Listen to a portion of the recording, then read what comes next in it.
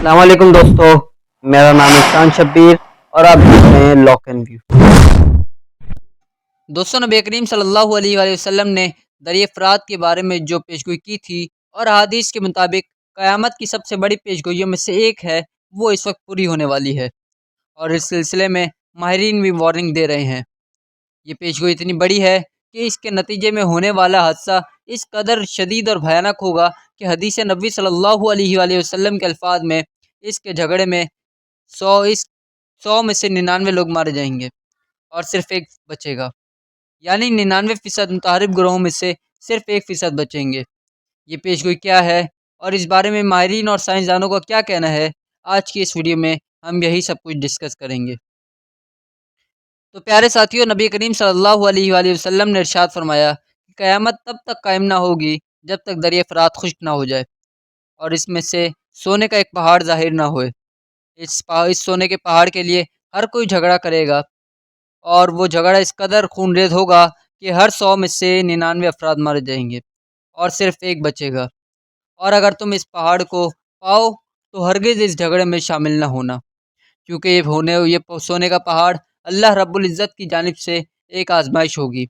اور اس پہاڑ کی جنگ میں شامل ہونے والا ہر شخص جہنمی ہوگا۔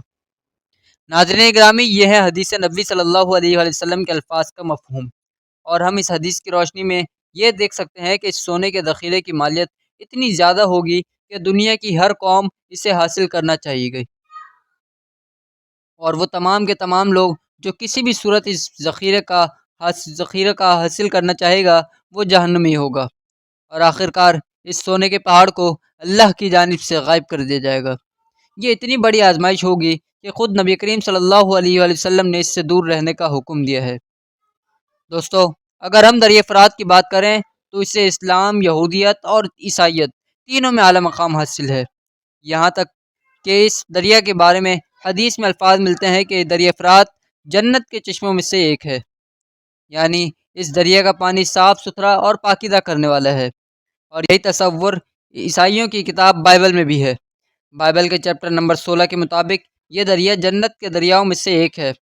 اور یہ خشک ہوگا اور یہ دنیا کے تمام بادشاہ اس پر لڑائی کریں گے، یعنی یہ پیشگوئی بائبل میں بھی موجود ہے،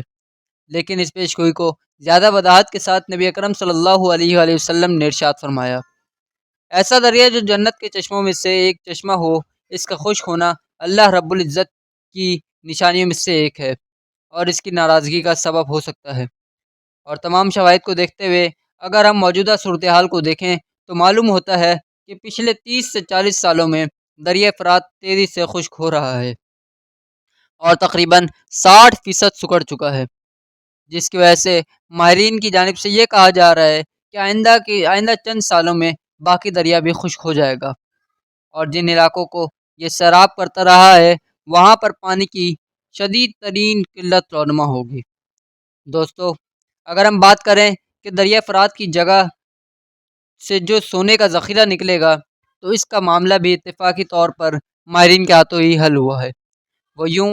کہ دریا فرات سے متعلق تحقیق کرنے والی ٹیم نے وہاں موجود لوگوں کا انٹرویو کیا، جس میں انہوں نے ان سے پوچھا کہ دریا فرات کے تیزی سے سکڑنے کی وجہ سے مچھلی اور دیگر ذرائع جن سے وہ روزی کماتے تھے کم ہونے کی وجہ سے کن پریشانیوں کا سامنا ہے۔ ماہرین حیران ہو گئے کہ جب دریائے فرات کے کنارے خانہ بدوش ماہی گیر لوگوں نے یہ بتایا کہ بے شک دریا سکڑ رہا ہے اور اس کے اندر کی مچھلیاں کم ہو رہی ہیں، جس کی وجہ سے مچھلیوں سے وابستہ کاروبار پہلے کی طرح نہ رہا، لیکن دریا کے کنارے آنے والا پانی سونے کے ذرات رکھتا ہے، اور ایسا پہلے کبھی نہیں ہوا اور نہ ہی ہم اپنے آباء و اجداد سے کبھی سنا۔ ان ماہی گیروں کے مطابق جب انہوں نے دریائے فرات کے پانی میں ملی ہوئی ریت کو چھانا تو اس کے اندر سونے کے ذرات کو پایا۔ یہ اشارہ کرتا ہے کہ دریائے فرات کے نیچے سونے کا بہت بڑا ذخیرہ موجود ہے۔ ماہرین کی تحقیق کا مقصد تو کچھ اور تھا، لیکن یہ اس قدر بڑا انکشاف تھا کہ وہ اس پر تحقیق کرنے پر مجبور ہو گئے، اور ان کے لیے حیرت کی بات تو یہ تھی کہ اللہ رب العزت کی الہامی کتابوں میں پہلے سے ہی پیشگوئی موجود ہے، یہاں تک کہ نبی کریم صلی اللہ علیہ وآلہ وسلم نے اس ذخیرے کی پیشگوئی کی ہے، بلکہ اس کی وجہ سے ہونے والے فساد کا بھی بتایا ہے، دریائے فرات کا خشک ہونا اور سونے کے پہاڑ کا نکلنا اور اس کی ملکیت کے لیے جھگڑے ہونا۔ حدیث شریف کے الفاظ میں اس جانب اشارہ کرتا ہے کہ قیامت کی فائنل نشانیاں شروع ہو جائیں گی۔ اس سے ہم اندازہ لگا سکتے ہیں کہ دریائے فرات کے خشک ہونے سے قبل دجال کا ظہور ہوگا، اور اس کے ساتھ ساتھ امام مہدی بھی لوگوں کے درمیان ظاہر ہوں گے، اور اسی طرح حضرت عیسیٰ علیہ السلام بھی نازل ہوں گے۔ لہذا یہ تمام کے تمام محض اندازے ہیں، اس کے بارے میں کچھ بھی حتمی طور پر نہیں کہا جا سکتا۔ البتہ یہ طے ہے کہ دریائے فرات کا خشک ہونا ایک بہت بڑی علامت ہے، اور احادیث کے مطابق اس کے بعد تمام فائنل نشانیاں ظاہر ہوں گی، اور تمام کے تمام مسلمان اس دنیا سے ختم ہو جائیں گے، اور دنیا میں صرف اور صرف کافر رہ جائیں گے، اور پھر قیامت واقع ہوگی۔ ناظرین، سائنس کے مطابق ابھی بھی دریائے فرات کے مکمل خشک ہونے میں 15 سے 20 سال لگیں گے، لیکن اللہ رب العزت کی قدرت سے کچھ بعید نہیں ہے، کیونکہ جس طرح سے دریائے فرات کے کنارے پر سونے کے ذرات مل رہے ہیں، اس سے صاف ظاہر ہے کہ وہ وقت زیادہ دور نہیں ہے کہ جب دریائے فرات مکمل خشک ہو جائے گا اور قیامت کے وقوع کی نشانیاں پوری ہونا شروع ہو جائیں گی۔ تو اس حوالے سے یہ بہت ضروری ہے کہ ہم اللہ رب العزت کے احکامات پر عمل کریں، اور رسول اللہ صلی اللہ علیہ وسلم کے فرمان کے مطابق اگر ہماری زندگی میں یہ پہاڑ نمودار ہوتا ہے تو اسے حاصل کرنے میں نہ لگیں، کیونکہ اسے حاصل کرنے والا ہر شخص جہنمی ہوگا۔ اللہ رب العزت سے دعا ہے کہ وہ ہمارا ایمان سلامت رکھے اور ایسی آزمائشوں سے محفوظ رکھے۔ دوستو، امید ہے آپ کو آج کی ویڈیو بھی اچھی لگی ہوگی۔ چینل کو سبسکرائب اور ویڈیو کو لائک کریے گا۔ ملتے ہیں اگلی ویڈیو میں، تب تک کے لیے اللہ حافظ۔